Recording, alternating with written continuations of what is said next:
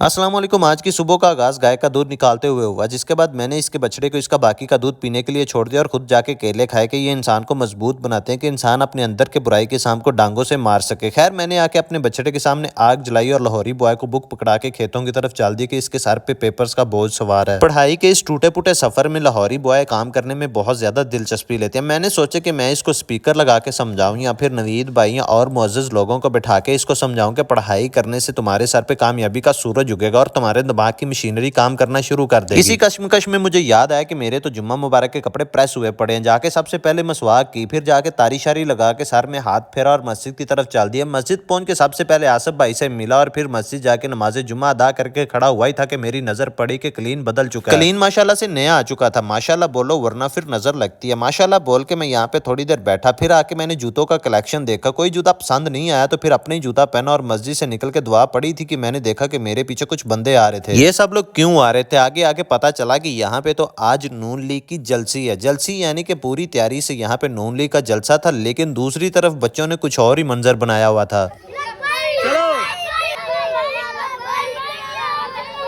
जलसागाह में कसीर तादाद में आवाम इकट्ठा हो चुकी थी और आवाम तक आवाज पहुंचाने के लिए स्पीकर भी लग चुके थे, लेकिन बच्चों के दिल पर कोई और ही चीज छाई हुई थी।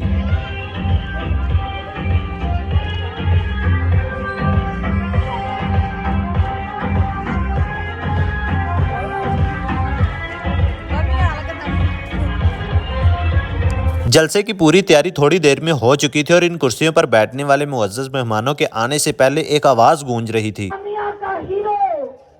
28 मई का हीरो।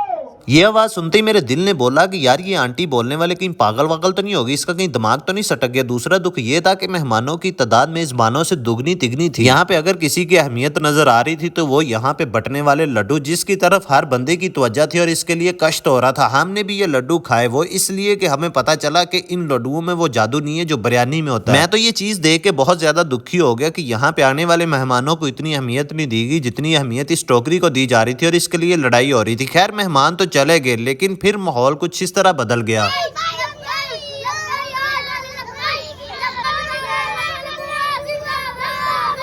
ये सब देखते हुए आप कह सकते हैं कि यहाँ पे क्रेन पार्टी फयाज भाई की तरह तगड़ी हो चुकी है। सियासतदान जा चुके थे, वडेरों ने बातें करनी शुरू की थी कि इसी मौके को देखते हुए यहाँ से प्राइम मिनिस्टर की कुर्सी गायब कर दी गई। जैसे ही प्राइम मिनिस्टर की कुर्सी यहाँ से गायब हुई, मैंने सोचा कि अपनी स्कूटरी को भी घर ले जाता हूँ इससे पहले कि इसे भी यहाँ से कोई गायब करे। इसके बाद मैंने जाके अपनी गाय को सलाम ठोका और आके अपनी जानू के साथ मिला। जानू की पारियां लेते हुए मुझे याद आया कि अभी तो वक्त हुआ चाहता है गाय का दूध निकालने का, जिसके लिए मैंने गड़वा एक बार फिर पकड़ लिया। मैं तो जा रहा हूँ गाय का दूध निकालने। इससे पहले आपसे ये कहूंगा कि भाई की वीडियो को शेयर लाजमी किया करें। Thank you for watching. Subscribe.